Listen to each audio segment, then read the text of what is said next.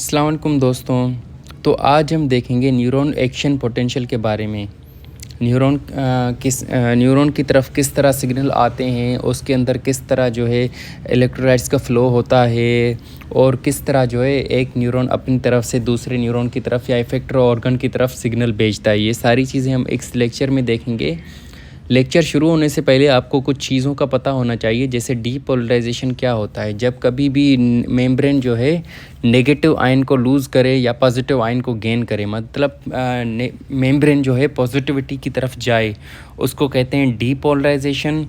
अब रीपोलराइजेशन का मतलब है जब पॉजिटिविटी से वापस नेगेटिविटी की तरफ आए, उसको कहते हैं रीपोलराइजेशन। और हाइपर पोलराइजेशन का मतलब है जब नॉर्मल से कुछ ज़्यादा ही नेगेटिव हो जाए, उसको कहते हैं हाइपर पोलराइजेशन। और रेस्टिंग मेम्ब्रेन पोटेंशियल को कहते हैं जब कभी भी न्यूरॉन जो है रेस्टिंग में पड़ा हुआ हो, उसकी तरफ ना सिग्नल आए ना जाए, जाहिर सी बात है फिर इलेक्ट्रोलाइट्स भी फ्लो नहीं करेंगे। उस वक्त जितना पोटेंशियल होगा मेम्ब्रेन का, उसको कहते हैं resting membrane potential. Threshold potential का मतलब है हम जितना मिनिमम उसको पोटेंशियल दें, उसके बाद से जो है खुद से ही डीपोलराइजेशन हो जाए, उसको कहते हैं थ्रेशोल्ड पोटेंशियल। ये सारी चीज़ें किस तरह होती हैं आपको पता चल जाएगा, आप पूरा मैकेनिज़्म पढ़ेंगे। अभी जो है आप ये न्यूरॉन एक्शन पोटेंशियल के बारे में देखते हैं।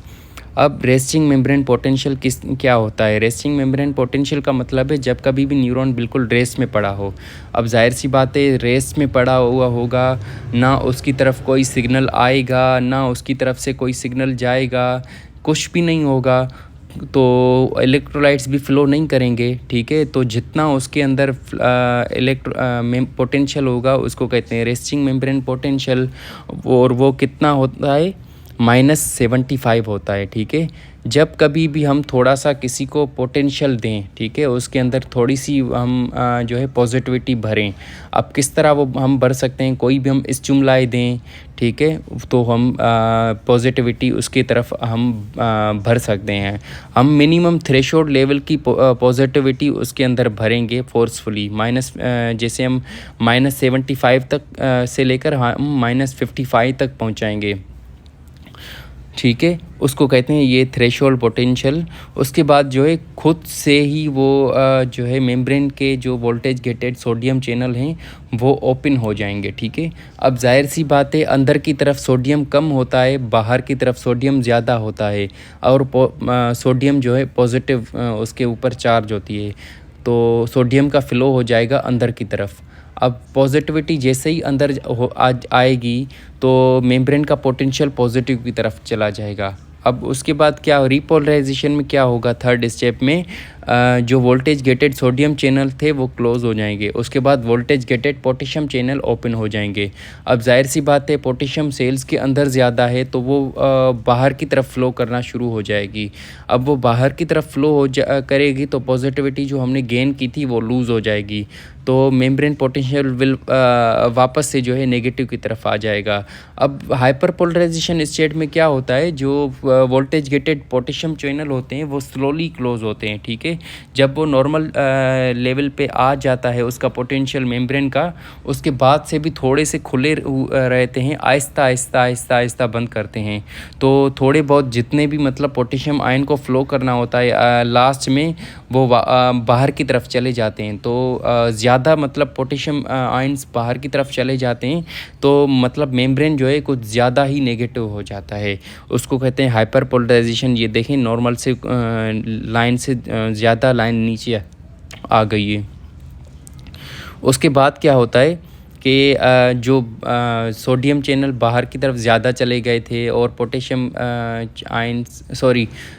सोडियम आयन अंदर की तरफ ज़्यादा चले आए थे और पोटेशियम आयन बाहर की तरफ ज़्यादा चले गए थे, तो इसको बैलेंस करेगा कौन, सोडियम पोटेशियम एटीपेज। सोडियम क्या करेगा, 3 सोडियम को आउटवर्ड पुश करेगा और 2 पोटेशियम को इनवर्ड पुश करेगा। ठीक है, तो ये सारी चीज़ें होती हैं मेम्ब्रेन एक्शन पोटेंशियल में।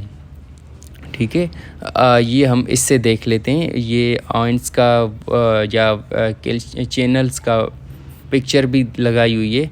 अब रेस्टिंग मेम्ब्रेन पोटेंशियल में क्या होता है, sodium voltage gated sodium channel भी बंद होते हैं, वोल्टेज गेटेड पोटेशियम चैनल भी बंद होते हैं, ठीक है, क्योंकि वहाँ पे ना कोई सिग्नल आ रहा है ना जा रहा है, ठीक है।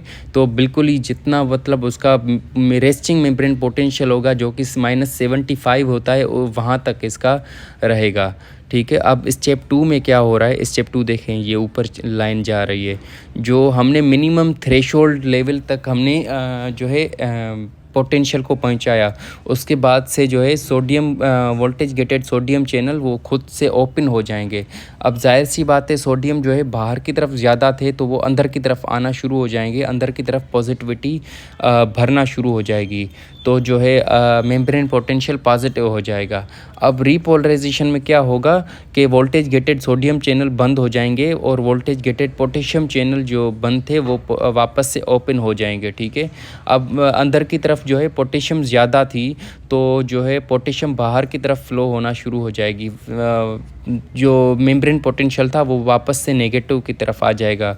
अब हाइपरपोलराइजेशन में क्या था कि जो वोल्टेज गेटेड पोटेशियम चैनल थे वो थोड़ा सा स्लोली क्लोज़ होते हैं। स्लोली क्लोज़ होने की वजह से कुछ ज़्यादा ही हम पोटेशियम चैनल बाहर की तरफ ज़्यादा ही पोटेशियम आयन बाहर की तरफ चले जाते हैं, तो उसकी वजह से कुछ ज़्यादा ही मतलब पोटेंशियल नेगेटिव हो जाता है, उसको कहते हैं hyper polarisation.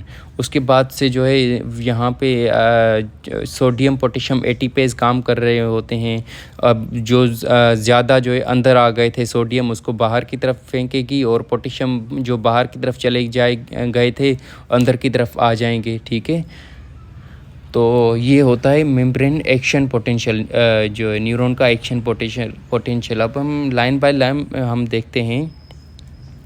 Resting membrane potential, membrane is more permeable to potassium than sodium at rest. अब होता क्या है, जो आपको ये चीज़ याद रखने की ज़रूरत नहीं है, पर जैसे कि फर्स्ट एड बुक में लिखा हुआ है, तो आपको थोड़ा सा पता होना ज़रूरी है कि जब रेस्टिंग मेम्ब्रेन पे जो है होता है neuron, voltage gated sodium channel तो बंद होते हैं, वोल्टेज गेटेड पोटेशियम चैनल भी बंद होते हैं, पर जो है कुछ लीकी पोटेशियम चैनल होते हैं। उसके ज़रिए क्या हो करता है कि कुछ थोड़े थोड़े से पोटेशियम जो है आयन बाहर की तरफ फ़्लो करते रहते हैं, तो इस वजह से मेम्ब्रेन थोड़ी सी रेस्ट पे पोटेशियम के लिए परमिएबल होती है, थोड़ी सी परमिएबल होती है, पर सोडियम के लिए बिल्कुल भी परमिएबल नहीं होती। Voltage gated sodium and potassium channel are closed eight resting membrane potential. जाहिर सी बात है, कोई सिग्नल ना आ रहा है ना जा रहा है, तो उसकी वजह से वोल्टेज गेटेड सोडियम और पोटेशियम चैनल बंद होते हैं। अब डीपोलराइजेशन में क्या होता है, मेम्ब्रेन डीपोलराइजेशन में जैसे ही हम थ्रेशोल्ड पोटेंशियल तक हम पहुंचाएंगे मेम्ब्रेन पोटेंशियल को, sodium voltage gated sodium channel activates and open. अब उसकी वजह से क्या होगा, बाहर की तरफ सोडियम ज़्यादा थे तो वो sodium flows inward, sodium ions जो है अंदर आना शुरू हो जाएंगे, तो मेम्ब्रेन जो है पॉजिटिव हो जाएगी। अब मेम्ब्रेन रीपोलराइजेशन में क्या होता है कि वोल्टेज गेटेड सोडियम चैनल बंद हो जाते हैं, ठीक है, और membrane voltage gated potassium channel जो है ओपन हो जाते हैं। अब अंदर जो पोटेशियम है वो बाहर की तरफ फ़्लो करना शुरू हो जाएगा, तो उसकी वजह से जो है मेम्ब्रेन वापस से नेगेटिव की तरफ आ जाएगी, उसको कहते हैं रीपोलराइजेशन। अब मेम्ब्रेन हाइपरपोलराइजेशन में क्या होता है, पोटेशियम एक्टिवेशन, जो वोल्टेज गेटेड पोटेशियम चैनल्स होते हैं वो स्लो टू क्लोज होते हैं, जिसकी वजह से एक्सेस अमाउंट ऑफ पोटेशियम का इफ्लक्स हो जाता है या बाहर की तरफ चला जाता है, तो नेगेटिविटी ज़्यादा जो है पॉजिटिविटी ज़्यादा लूज़ हो जाती है, ठीक है, तो उसकी वजह से कुछ ज़्यादा ही नेगेटिव हो जाता है, जिसको कहते हैं hyperpolarisation. Voltage gated sodium channel switch back to resting state उसके बाद से जो है हाइपर पोलराइजेशन जैसे ही हो जाएगी तो उसके बाद वोल्टेज गेटेड सोडियम चैनल और वोल्टेज गेटेड पोटेशियम चैनल बाद में वापस से रेस्टिंग स्टेट में आ जाएंगे।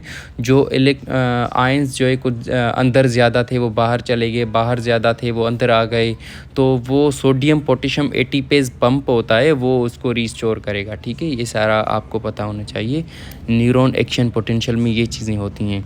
अब हम जो नोट्स लिखे थे वो देख लेते हैं। Resting membrane potential resting state में क्या होता है, न्यूरॉन एट रेस्ट में है, ना कोई इसकी तरफ सिग्नल आ रहा है न जा रहा है।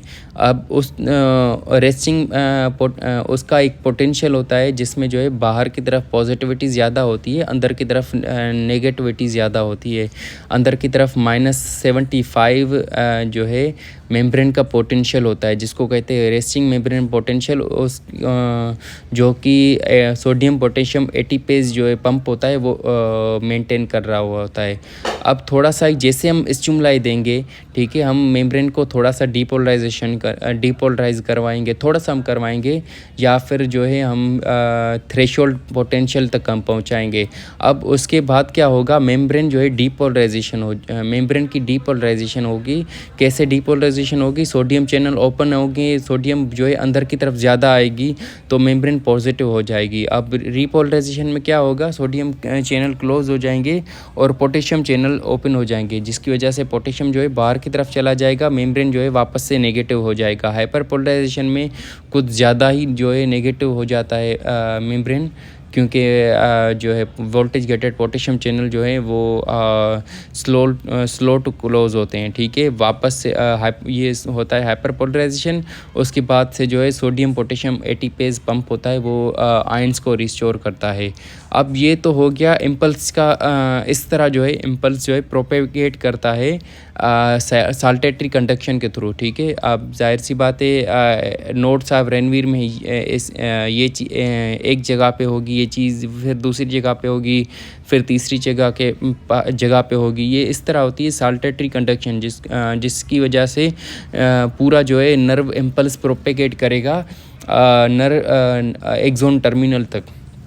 जैसे ही एक्सोन टर्मिनल तक ये सिग्नल पहुंचेगा तो वहाँ पे क्या करेंगे कि वहाँ पे जाहिर सी बात है एक्शन पोटेंशियल हो जाएगा। जैसे ही एक्सोन टर्मिनल तक, तो वहाँ से जो है न्यूरोट्रांसमीटर रिलीज़ हो जाएंगे साइनेप्टिक क्लेफ्ट तक, साइनेप्टिक क्लेफ्ट में रिलीज़ हो जाएंगे। तो वो न्यूरोट्रांसमीटर क्या करेंगे, अब अगर उनको नेक्स्ट न्यूरॉन को इम्पल्स जो है ट्रांसमिट करना होगा तो उसके डेंड्राइट के साथ मिल जाएंगे, या फिर अगर किसी मसल के साथ या इफेक्टर ऑर्गन के साथ अगर उनको कोई इफ़ेक्ट चाहिए होगा तो वो उसके साथ बाइंड हो जाएंगे, तो उसका जो है इफ़ेक्ट करवाएंगे। ठीक है, इस तरह होता है neuron action potential. Thank you. अगर कोई सवाल हो तो पूछ लीजिएगा।